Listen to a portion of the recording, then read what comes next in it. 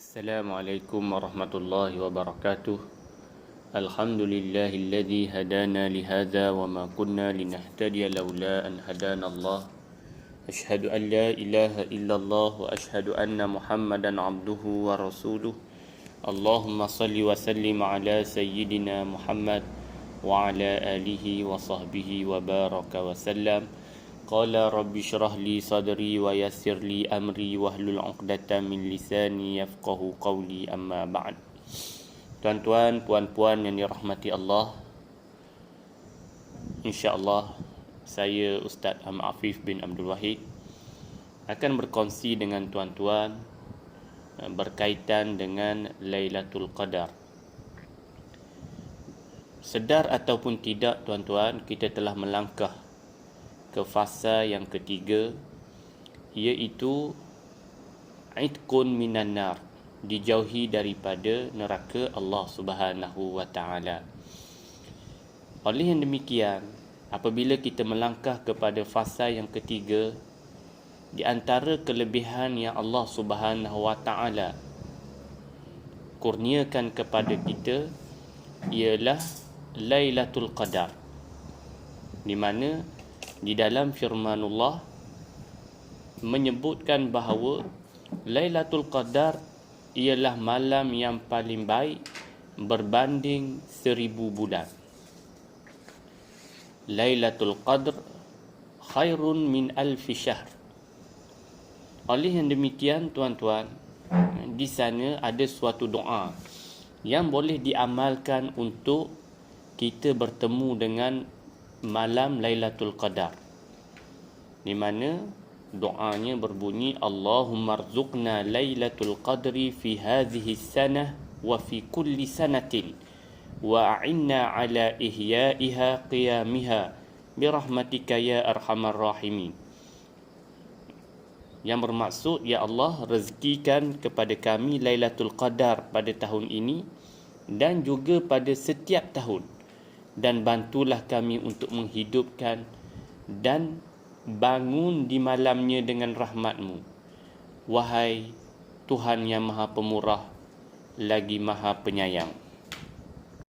Di sana terdapat hadis-hadis yang menunjukkan akan kesungguhan baginda Nabi SAW pada 10 malam terakhir, di mana daripada Aisyah radhiyallahu anha beliau menceritakan, kana Rasulullah sallallahu alaihi wasallam idza dakhala al-ashrul awakhir min Ramadan ayqadha ahlahu wa shadda al-mi'zara wa ahya al-lail.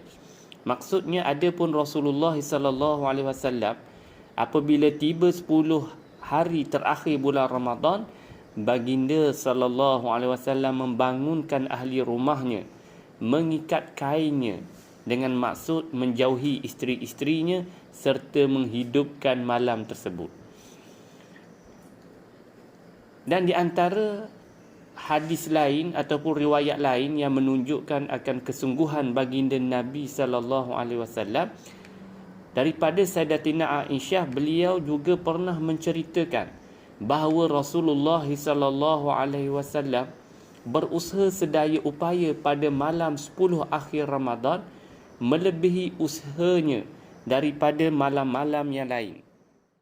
Di dalam menentukan malam Al-Qadar, kita memahami daripada hadis tersebut bahawa Lailatul Qadar berlaku pada 10 akhir daripada bulan Ramadan. Dan di dalam hadis lain juga, Rasulullah sallallahu alaihi wasallam ada bersabda, iltamisuha fil ashri awakhir witran, dengan maksud carilah malam Al-Qadar pada 10 malam terakhir pada malam yang ganjil. Jadi kita dapat isyarat tuan-tuan bahawa malam Lailatul Qadar berlaku pada 10 akhir Ramadan dan ia berlaku pada malam ganjil, dengan maksud kemungkinan ia berlaku pada 21, 23, 25, 27 ataupun 29 Ramadan. Tuan-tuan, puan-puan yang dirahmati Allah, ada di kalangan para ulama yang menentukan malam Al-Qadar. Di antara pandangan tuan-tuan, yang dapat saya kongsikan di sini ialah pendapat yang paling kuat mengikut para ulama bahawa malam Al-Qadar berlaku pada malam 27 Ramadan. Hujah mereka ialah antaranya mengikut Abu Ka'ab radhiyallahu anhu, katanya, demi Allah, sesungguhnya Ibnu Mas'ud telah meyakinkan bahawa malam Al-Qadar berada dalam bulan Ramadan dan jatuh pada malam ke-27. Akan tetapi beliau enggan memberitahu kepada kami malam yang tepat kerana bimbangkan kamu tidak lagi berusaha mencarinya. Begitu juga daripada riwayat Muawiyah yang bermaksud bahawa Nabi SAW telah bersabda bahawa malam Al-Qadar berlaku pada malam ke-27. Riwayat ini, tuan-tuan, disokong oleh Ibnu Abbas radhiyallahu anhu yang mengatakan bahawa surah Al-Qadar mempunyai 30 perkataan. Perkataan yang ke-27 bagi surah itu adalah dhamir, iaitu kata ganti nama hiya yang kembali kepada Lailatul Qadar. Manakala pandangan yang kedua mengatakan bahawa malam Al-Qadar itu jatuh pada malam 23 Ramadan. Ini adalah pendapat Imam Syafi'i anhu rahimahullahu ta'ala, dan ini juga merupakan pendapat Imam Malik rahimahullahu ta'ala, dengan mengatakan bahawa Rasulullah sallallahu alaihi wasallam bersabda, taharrau lailatul qadri lailata 23. Maksudnya, carilah kamu malam Al-Qadar pada malam ke-23 Ramadan. Manakala pandangan yang ketiga, ada yang mengatakan bahawa Al-Qadar itu berlaku pada 21 Ramadan, bersandarkan kepada hadis daripada Ibnu Mas'ud di mana Rasulullah sallallahu alaihi wasallam bersabda, utlubuha lailata 17 min Ramadan wa lailata 21 wa lailata 23.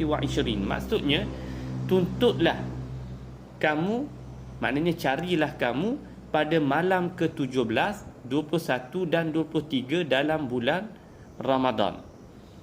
Dan pandangan yang keempat, ada yang mengatakan pada malam 24 Ramadan, dan ada yang mengatakan bahawa berlaku pada malam terakhir Ramadan.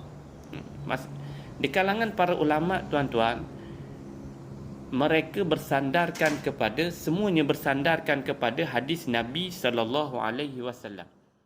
Tuan-tuan, puan-puan yang dirahmati Allah. Jadi kita telah melihat pandangan para ulama dalam menentukan malam Al-Qadar. Di kalangan mereka pun mereka khilaf bilakah berlakunya Al-Qadar.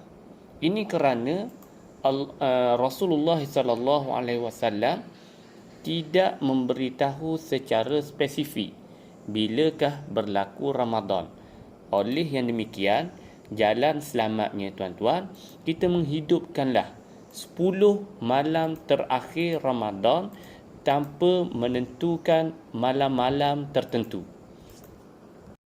Oleh yang demikian, untuk 10 malam yang terakhir ini, bolehlah kita menghidupkan malam-malamnya dengan mengerjakan ibadat, solat sunat, serta membaca Al-Quran.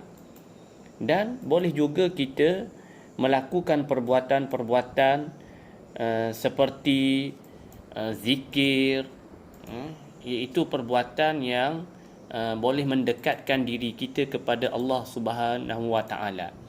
Selain itu, tuan-tuan, kita juga dianjurkan memperbanyakkan doa dan minta keampunan dari Allah Subhanahu wa taala. Sebagaimana Aisyah pernah bertanya baginda Rasulullah sallallahu alaihi wasallam, apa yang perlu dikatakan pada malam Lailatul Qadar? Maka kata baginda, katakanlah, ya Allah, sesungguhnya Engkau Maha Pengampun lagi Maha Mulia dan suka kepada pengampunan maka ampunilah aku. Dan tuan-tuan, pada 10 yang terakhir ini juga kita boleh melakukan amalan seperti memperbanyakkan sedekah. Besar harapan kita tuan-tuan, puan-puan, agar Lailatul Qadar pada malam pada Ramadan kali ini kita dapat kecapi. Sekianlah perkongsian ataupun tazkirah saya untuk kali ini tuan-tuan. Aku qauli hadza wa astaghfirullahal azim li wa lakum. Assalamualaikum warahmatullahi wabarakatuh.